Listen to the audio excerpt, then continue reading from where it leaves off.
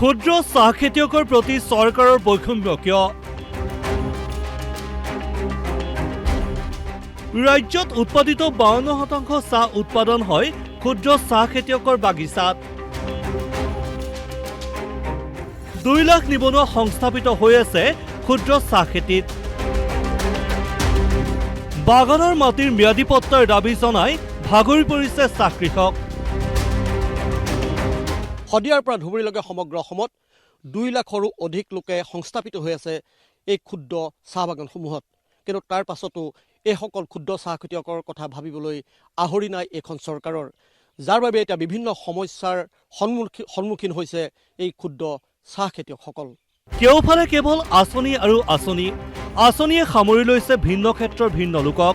কিন্তু এই আঁচনিৰ ব্যাপক প্ৰয়োভৰেও কোনো কাৰণতে সামৰি নললে ক্ষুদ্ৰ চাহ খেতিয়কসকলকহে।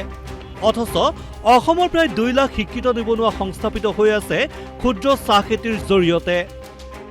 হেক্টৰ হেক্টৰ ভূমিত নিজৰ মূলধনেৰে অশেষ শ্ৰম কৰি খোলা এই চাহ বাগানবোৰে বিপুল পৰিমাণে অৱদান আগবঢ়াই আহিছে অসমৰ অৰ্থনৈতিক ক্ষেত্ৰখনলৈও। অসমৰ মুঠ উৎপাদিত চাহৰ 52% চাহ উৎপাদন হয় ক্ষুদ্ৰ চাহ খেতিয়কৰ বাগিচাৰ পৰা।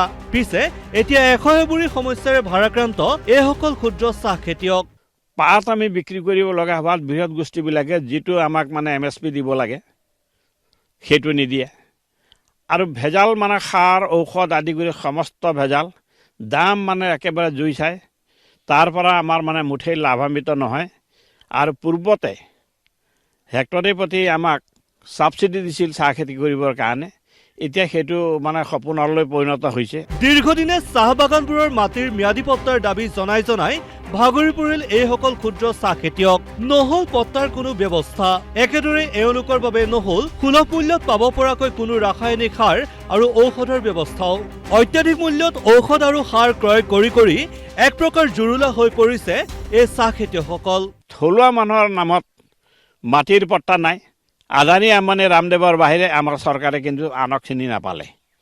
এনেই ইলেকশ্যন আহিলে নানান প্ৰকাৰৰ ফাঁকাবাজি প্ৰতিশ্ৰুতি দিব, কিন্তু এটা প্ৰতিশ্ৰুতি পালন হোৱা আমি দেখা নাই। আৰু আমি দামৰ কাৰণে যথেষ্ট দুখ ভুগিব লগা হৈছে, কাৰণ যথাযথ দাম আমি নাপাওঁ কেঁচা পাতৰ।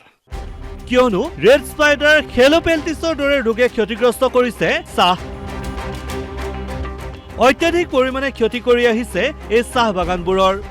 একেদৰে ব্যাগম জলসিঞ্চন বিভাগৰ আঁচনিও ঢুকি নাপালে ক্ষুদ্ৰ চাহ খেতিয়কৰ বাগানবোৰ। মুঠতে কোনো ফালৰ পৰাই কোনো চৰকাৰী আঁচনিৰ আওতাত আজি কোপতি নুসুমাল এই ক্ষুদ্ৰ চাহ খেতিয়কসকল। বহুত কষ্ট কৰি সেই বেমাৰবিলাক নিয়ন্ত্ৰণ কৰিবলৈ বিচাৰোঁ, কিন্তু কেতিয়াবা বেমাৰবিলাক নিয়ন্ত্ৰণ নোহোৱাৰ ফলত আমাৰ প্ৰডাকশ্যনৰ পৰিমাণটো বহুত কমি যায়, আৰু তাৰ ফলত খেতিয়কসকলে লোকচানৰ সন্মুখীন হ'বলগীয়া হয়। চৰকাৰৰ ফালৰ পৰা ইয়াত কোনো ধৰণৰ অৰিহণা নাই, আৰু বিশেষকৈ চাহ খেতিত পানী খুব প্ৰয়োজন। চৰকাৰে পানী যোগানৰ কাৰণেও কোনো ধৰণৰ ব্যৱস্থা কৰা নাই, জলসিঞ্চনৰ কোনো ব্যৱস্থা কৰা নাই। আমি জনাত খেতিয়কসকলক জলসিঞ্চনৰ বাবে কোনো সা সুবিধা প্ৰদান কৰা হোৱা নাই।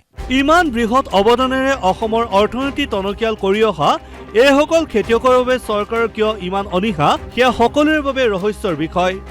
কেৱল চাহ উৎপাদনৰ দিশেৰে নহয়, নিবনুৱাৰ দৰে জ্বলন্ত সমস্যা এটাৰ সমাধানৰ ক্ষেত্ৰতো যথেষ্ট বৰঙণি আগবঢ়াই অহা এইসকল ক্ষুদ্ৰ চাহ খেতিয়কৰ বাবে কেতিয়া চৰকাৰে ভাবিব, সেয়া আজিৰ তাৰিখত এক ডাঙৰ প্ৰশ্ন। কেমেৰা পাৰ্চন ৰূপমৰ সৈতে লখিমপুৰৰ পৰা কৰুণা কৃষ্ণ নাথৰ ৰিপৰ্ট, DY 365।